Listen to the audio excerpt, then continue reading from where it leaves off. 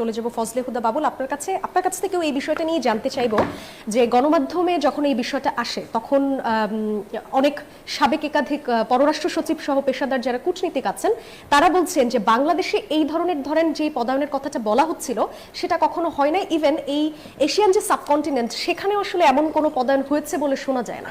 তো সেই জায়গা থেকে যখন এরকম একটা চিঠি যায় এবং জামায়াত আমিরের পক্ষ থেকে যখন বলা হয় যে এটা একটা নতুন বা একটা অভিনব আসলে বিষয় হিসেবে অভিহিত করে, তখন কেমন মানে বোধ হয় বা কি মনে করছেন এই আবদারটাকে, যে নিজের উপদেষ্টাকে মন্ত্রীর পদমর্যাদায় দেখতে চাও বা পরবর্তীতে এটাকে আসলে ভুল বলা বা ধরেন আমিরের সম্মতি ছাড়া চিঠি যাওয়া, পুরো বিষয়টাকে কিভাবে দেখেন? ধন্যবাদ।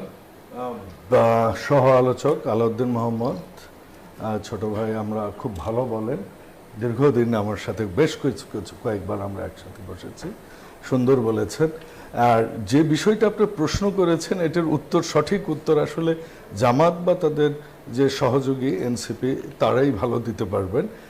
একজন রাজনৈতিক কর্মী হিসেবে আমি এইটুকু বলতে পারি, সেটা হচ্ছে যে বাংলাদেশ জামাতে ইসলামকে আমরা যেভাবে দেখেছি 80-র দশক থেকে তারা যেভাবে যে উত্থান করেছে, সেই উত্থানের পেছনে ছিল তাদের সততা, তাদের ন্যায়নিষ্ঠা, তাদের পড়ালেখা, তাদের সার্বিক লেনদেন, তাদের চারিত্রিক বৈশিষ্ট্যগুলো অন্যরকম ছিল।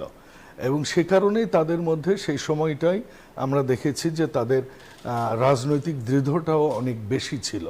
কিন্তু পরবর্তীতে বিশেষ করে আমরা 2014 পর থেকে যখন তাদের সিনিয়র নেতৃবৃন্দকে, সেই সময়ের সরকার যখন আমরা বলবো যে একটা অস্বচ্ছ ট্রায়ালের মাধ্যমে তাদেরকে, তাদের সিনিয়র নেতৃবৃন্দকে যখন অন্যায্য বিচারের মুখোমুখি হতে হয়, তারপর কিন্তু তারা বিভিন্ন রাষ্ট্রীয় সুযোগ সুবিধা নেওয়ার জন্য নিজেদেরকে বিভিন্ন জায়গায় তারা প্রতিষ্ঠা করে। এবং সে কারণেই দেখা গিয়েছে যে 5ই আগস্ট পরবর্তীতে যখন তারা প্রকাশ্যে আসে, তখন আমরা দেখেছি যে তাদের মধ্যে আসলে সেই নৈতিক বোধগুলো বিভিন্ন জায়গায় বিভিন্ন রকমের আমরা দেখেছি, যেটা জামাতের মতো একটা রাজনৈতিক দল থেকে আমরা আশা করিনি। আপনি দেখবেন যে একজন পররাষ্ট্র উপদেষ্টা যিনি আমিরকে রিপোর্ট করেন, সেই আমিরের আমরা যদি ধরে নিই যে হ্যাঁ উনি আমিরের পারমিশন ছাড়া, অনুমোদন ছাড়াই উনি চিঠিটা লিখেছেন, তাহলে আমার প্রশ্ন হচ্ছে জামাতের মতো একটা যেটা ক্যাডার ভিত্তিক রাজনৈতিক দল, সেই দলের একজন পররাষ্ট্র উপদেষ্টা কি করে তার রিপোর্টিং বসের অনুমতি ছাড়া এটা করে? এটা কি জামাতের সেই রাজনীতিকে কি প্রশ্নবদ্ধ করে না? এটা একটা জিনিস। আরেকটা জিনিস হচ্ছে 5ই আগস্টের পর আমরা দেশে এমন কিছু দেখছি যে মানুষ খুব নিজেকে নিয়ে, আমি যদি একটু সমাজের কথা বলি, মানুষের মধ্যে আসলে নৈতিকতা বোধটা গত 17 বছরে সমাজের বৈশিষ্ট্যগুলো কিন্তু বিভিন্ন রকমের চেঞ্জ হয়ে গেছে।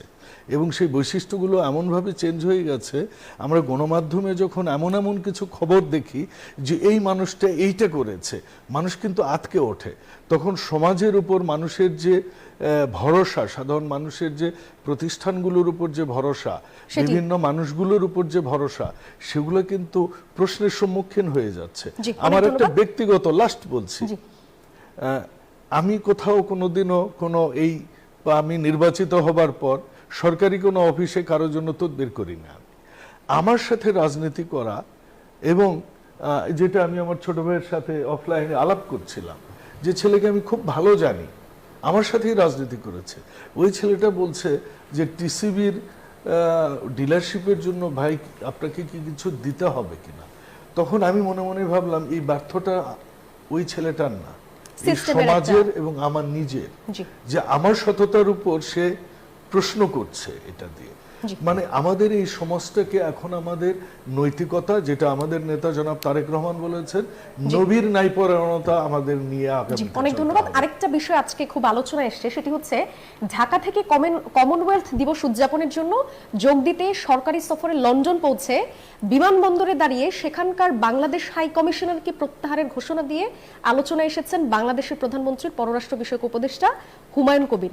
এবং তিনি হাই কমিশনারের বিরুদ্ধে হাই কমিশনকে আওয়ামীকরণ রাজনীতিকরণ এবং দেশের স্বার্থ না দেখার একটা অভিযোগ এনেছেন। কিন্তু প্রশ্নটা হচ্ছে, ধরেন এই প্রক্রিয়াটা কি অন্যভাবে করা যেত কিনা? কারণ এটা তো ধরেন দেশ থেকেও প্রেস নোটে বলা যেত, কিন্তু হিথ্রো বিমানবন্দরে দাঁড়িয়ে ওই দেশে যিনি বাংলাদেশি হাই কমিশনার আছে তাকে প্রত্যাহার করার ঘোষণাটাকে আসলে আপনারা কিভাবে দেখেন? এটা আসলে কার পক্ষের মানে এজেন্ডা বাস্তবায়ন করা হলো? দেখুন, তর্ক, যুক্তি এবং যথার্থতা বিভিন্ন জায়গায় বিভিন্নভাবে প্রমাণিত হয়।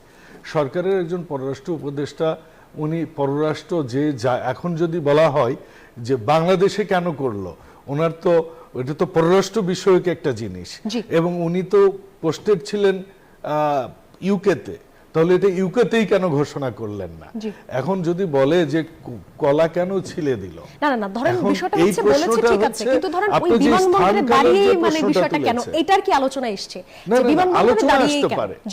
কিন্তু সরকার যখন একটা নতুন সরকার যখন ক্ষমতায় আসে, তখন সেই সরকারের নীতি বাস্তবায়ন করার জন্য সেই সরকার যে কাউকে সেখান থেকে প্রত্যাহার করবে, সেটাই প্রত্যাহার করতে পারে। এটা তাহলে অস্বাভাবিকতাটা কোথায় ঘটেছে? অস্বাভাবিকতা ওই যে ওই জায়গাতেই আর কি মানুষ প্রশ্নটা তুলছে যে বিমানবন্দরে না দাঁড়িয়ে মানে দাঁড়িয়ে সেখানে না বলেও তো মানে পৌঁছেও বলা যেত, বা ধরেন বাংলাদেশ থেকেও বলা যেত। একজন পররাষ্ট্র উপদেষ্টা যখন বিমানবন্দরে গেছেন, সাংবাদিকরা তো বিমানবন্দরে ছিলেন, এটাই তো স্বাভাবিক।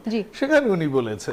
আমি কোনো ব্যত্যয়, কোনো আইনের কোনো সমস্যা এখানে আমি দেখি না। অনেক ধন্যবাদ।